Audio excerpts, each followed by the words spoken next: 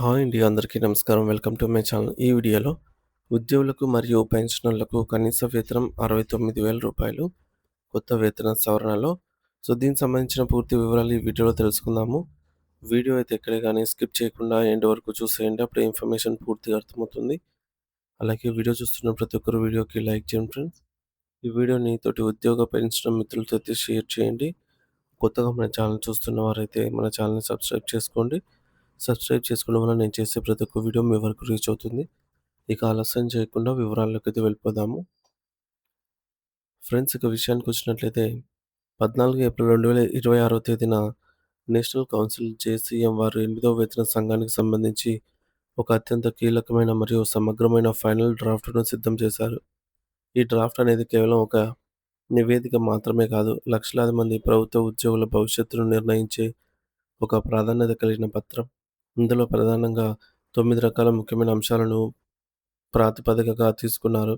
అంతేకాకుండా ఆ 9 అంశాల్లో దాగి ఉన్న అనేక చిన్న చిన్న సమస్యలను కూడా చాలా లోతుగా విశ్లేషించి వాటిని పాయింట్ ఔట్ చేస్తూ ఒక స్పష్టమైన వివరణను జోడించారు.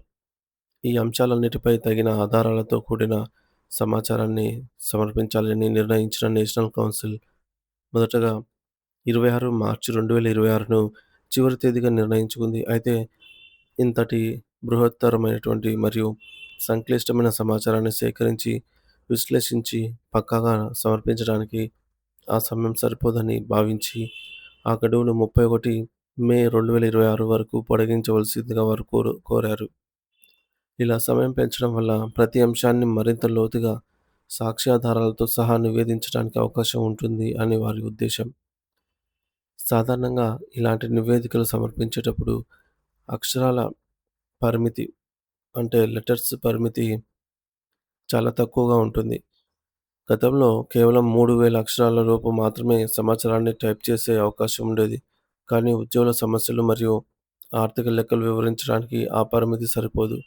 అందుకే ప్రతి అంశాన్ని 10,000 అక్షరాల వరకు వివరణ ఇచ్చేందుకు అనుమతి ఇవ్వాలని, అలాగే అటాచ్ చేసే ఫైల్ సైజ్ కూడా 10 ఎంబీ వరకు ఉండేలాగా చూడాలని కోరగా 8వ వేతన సంఘం అందుకు సానుకూలంగా అంగీకరించింది. దీనివల్ల గణాంకాలను, గ్రాఫ్‌లను మరియు ఇతర డాక్యుమెంట్స్‌ను సమర్పించడం సులభం అవుతుంది. అయితే నిన్న నేషనల్ కౌన్సిల్ వారిచ్చిన తాజా రిప్రజెంటేషన్‌లో ఒక ప్రత్యేక విన్నపం చేశారు. అదేంటంటే రిపోర్ట్‌లోని 7వ మరియు 8వ పాయింట్లు చాలా కీలకమైనవి కాబట్టి వాటికి కేవలం 10,000 అక్షరాలు సరిపోవని, వాటికి 20,000 అక్షరాల వరకు పెంచాలని వారు డిమాండ్ చేశారు. ఎందుకంటే ఆ పాయింట్‌లోనే వేతన స్థిరీకరణ మరియు ఇతర క్లిష్టమైన ఆర్థిక అంశాలు దాగి ఉన్నాయి. నిన్నటి రోజున దాదాపు 51 పేజీల సుదీర్ఘమైన సారాంశాన్ని కేవలం 10-12 నిమిషాల్లో చాలా క్లుప్తంగా వివరించడం జరిగింది. కానీ ఆ వివరణ విన్న తర్వాత చాలామంది మిత్రులు మరియు ఉద్యోగులు కొన్ని ప్రాథమిక సందేహాలను వ్యక్తం చేశారు. అసలు కనీస వేతనం రూ. 69,000 అనే అంకె ఎక్కడి నుంచి వచ్చింది?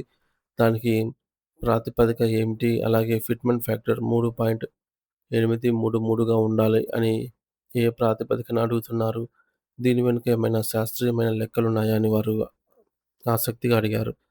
నిజానికి వీరు సమర్పించిన అనెక్సర్ అంటే అదనపు పత్రాలను గమనిస్తే అవి దాదాపు 35వ పేజీ నుండి 55 పేజీ వరకు, అంటే మొత్తం 16 పేజీల నిండా కేవలం లెక్కలు మరియు ఆధారాలతోనే నిండి ఉన్నాయి. అసలు అనెక్సర్స్ అంటే ఏమిటి? మరియు ఈ వేతనం లెక్కలు ఎలా వేస్తారో తెలుసుకోవడం చాలా ముఖ్యం. ఒక ఉద్యోగికి ఇచ్చే వేతనం అనేది ఎవరో ఒకరు తమ ఇష్టం వచ్చినట్లు నిర్ణయించేది కాదు. దీనికి అంతర్జాతీయంగా గుర్తింపు పొందిన ఆక్రాయిడ్ ఫార్ములా అనే ఒక ప్రామాణిక పద్ధతి ఉంటుంది. అలాగే 15వ ఇండియన్ లేబర్ కాన్ఫరెన్స్ చేసినటువంటి సిఫార్సులను కూడా ఇక్కడ ప్రాతిపదికగా తీసుకుంటారు. ఒక మనిషి ఈ సమాజంలో గౌరవప్రదంగా నివసించడానికి, తన కుటుంబాన్ని పోషించుకోవడానికి కనీసం ఎంత ఆహారం, బట్టలు, నివాసం మరియు ఇతర సౌకర్యాలు అవసరమవుతాయో ఈ ఫార్ములా శాస్త్రీయంగా లెక్కిస్తుంది. గతంలో కొన్ని వేతన సంఘాలు నిధుల కొరత సాకుతో లేదా భవిష్యత్తు పెన్షన్ భారం భవిష్యత్తులో పెరుగుతుంది అనే భయంతో ఉద్యోగులకు రావాల్సిన అసలైన వేతనాన్ని తగ్గించి ఇచ్చాయి. కానీ ఈసారి నేషనల్ కౌన్సిల్ వారు చాలా స్పష్టమైనటువంటి మరియు డీటెయిల్డ్ లెక్కలను ముందుంచారు. మరి ఈసారి ఈ రూ. 69,000 కనీస వేతనం ఎందుకు అవసరమో అర్థం చేసుకోవడానికి గతంలో 4వ వేతన సంఘం నుండి ఇప్పటి వరకు దేశ ఆర్థిక పరిస్థితి ఎలా మారిందో చూడాలి. జనవరి 1, 1986 నాటి 4వ వేతన సంఘం సమయంలో దేశం సగటు ఆదాయం వచ్చేసి కేవలం రూ. 250గా ఉండేది. మరియు తలసరి ఆదాయం రూ. 149గా ఉండేది. అప్పుడు కనీస వేతనాన్ని రూ. 150గా నిర్ణయించారు. ఆ తర్వాత 1996లో ఐదో వేతన సంఘం వచ్చేసరికి దేశ సగటు ఆదాయం రూ. 837కు పెరిగింది. అంటే దాదాపు 324.6% వృద్ధి నమోదైంది. తలసరి ఆదాయంపై కూడా రూ. 158.6కు పెరగడంతో అప్పటికి కనీస వేతనం రూ. 750 నుండి 255 రూ. 2,550 వరకు పెంచబడింది. ఇదే క్రమంలో ఆరో వేతన సంఘం 2006 నాటికి దేశ సగటు ఆదాయం రూ. 2,166కు చేరుకుంది.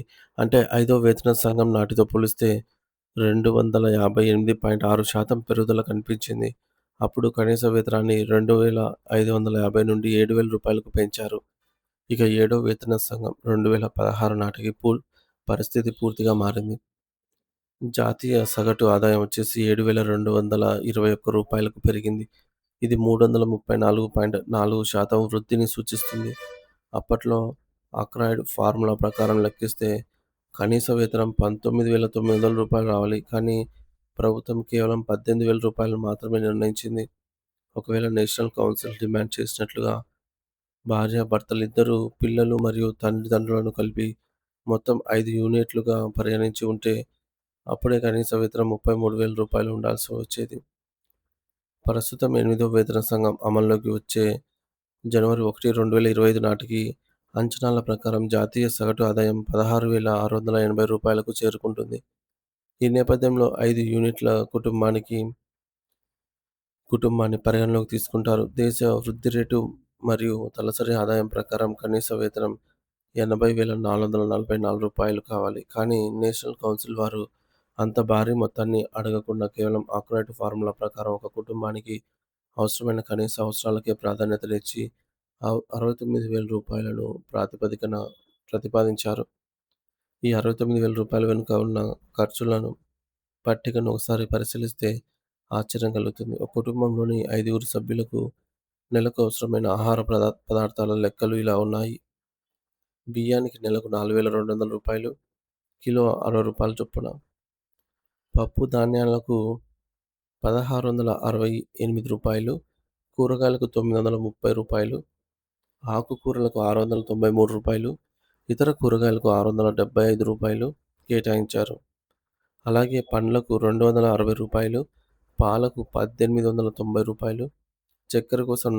462, నూనె కోసం రూ. 1,080 మరియు మాంసం, చేపలు, గుడ్లు కోసం రూ. 1,000 లెక్కించారు. ఇలా కేవలం ఫుడ్ ఐటమ్స్‌కే నెలకు రూ. 24,432 ఖర్చవుతుందని తేల్చారు. ఆహారమే కాకుండా ఇతర అవసరాలైనటువంటి డిటర్జెంట్ మరియు సోపుల కోసం రూ. 655, బట్టల కోసం రూ. 2,035 మరియు ఆ బట్టల కుట్టు కూలి కోసం రూ. 3,000 స్టిచ్చింగ్ ఛార్జెస్ కింద ఇలా కేటాయించారు. ఇక నివాస విషయానికొస్తే ఒక వ్యక్తి గౌరవప్రదంగా ఉండటానికి ఎన్ని చదరపు గజాల స్థలం ఉండాలో ఆక్రాయిడ్ ఫార్ములాలో స్పష్టంగా ఉంది. దీని ప్రకారం ఇంటి అద్దె లేదా మెయింటెనెన్స్ కోసం రూ. 2,443, విద్యుత్, నీరు, వంట గ్యాస్ వంటి ఇంధన ఖర్చుల కోసం రూ. 7,430 లెక్కించారు. అలాగే ఉద్యోగి తన నైపుణ్యాన్ని పెంచుకోవడానికి 25% అదనపు ఖర్చును పరిగణలోకి తీసుకున్నారు. ఇక సామాజిక బాధ్యులైనటువంటి వివాహాలు, బాధ్యతలు, వివాహ బాధ్యతలు, పండుగలు మరియు శుభకార్యాల కోసం నెలకు సగటున రూ. 13,132 వరకు అవసరమవుతాయని వివరించారు. నేటి కాలంలో టెక్నాలజీ అనేది విలాసం కాదు. అది ఒక అవసరం కాబట్టి అందుకే మొబైల్, ఇంటర్నెట్ మరియు కంప్యూటర్ ఖర్చుల కోసం రూ. 3,283 కేటాయించారు. ఈ ఖర్చులన్నిటిని కలిపితే రూ. 68,947 అవుతుంది. దానిని రౌండ్ ఫిగర్ చేసి రూ. 69,000కైతే నిర్ణయించారు.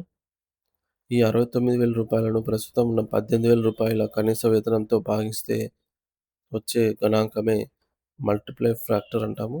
3.833 అవుతుంది. సో, అందుకే ఫిట్‌మెంట్ ఫ్యాక్టర్‌ను 3.833గా ఉండాలని కోరుతున్నారు.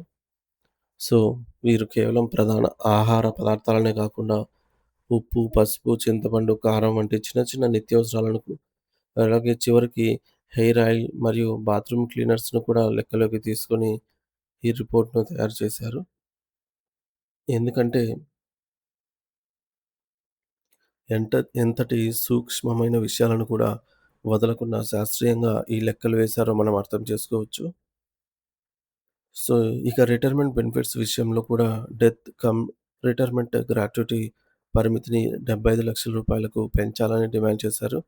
దీనికి సంబంధించి కూడా తగిన రూలింగ్స్ మరియు సపోర్టివ్ డాక్యుమెంట్స్‌ను జతచేశారు. ఇలా ప్రతి అంశాన్ని ఎంతో వివరంగా సాక్ష్యాధారాలతో నేషనల్ కౌన్సిల్ జేసీఎం వారు వేతన సంఘం ముందైతే ఉంచడం జరిగింది ఫ్రెండ్స్.